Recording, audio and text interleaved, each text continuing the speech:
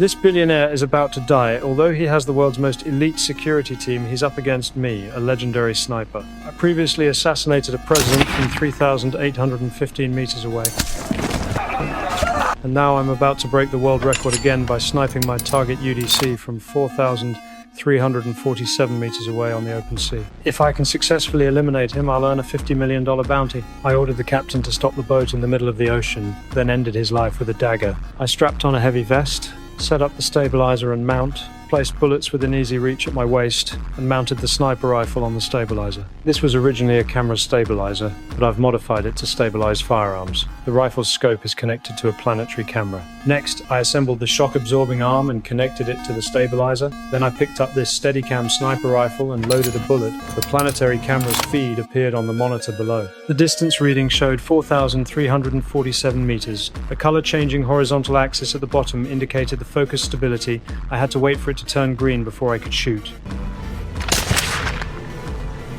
At a distance of 4 kilometers, the bullet would take about 8 seconds to reach its target. This meant I had to predict the target's next position and fire into the future to complete the assassination. At that moment, UDC appeared with his bodyguards and was about to go swimming, but the crosshairs weren't fully stabilized yet. Suddenly, a civilian speedboat passed behind me, creating waves. I had to wait for the boat to regain stability. Meanwhile, the security team noticed that my boat hadn't moved and immediately dispatched patrol jet skis to investigate. At that moment, I'd already aimed at UDC in the water. I just needed to wait for stability before firing.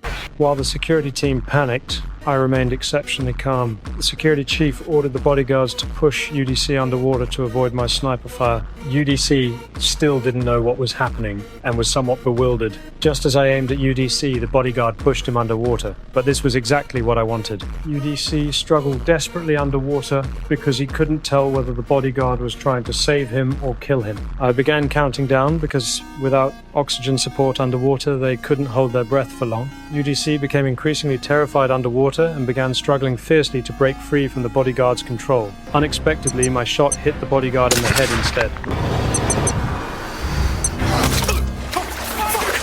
UDC was terrified and panic-stricken. Now I had only one bullet left. Success or failure depended on this single shot. The security chief on shore shouted for UDC to dive underwater, but it was too late. My scope had already locked onto him. Although he dove underwater, my high-magnification camera could still see his silhouette. UDC underwater was filled with deep fear, not knowing which way to swim. Based on the water's movement, I predicted where he would emerge and decisively pulled the trigger.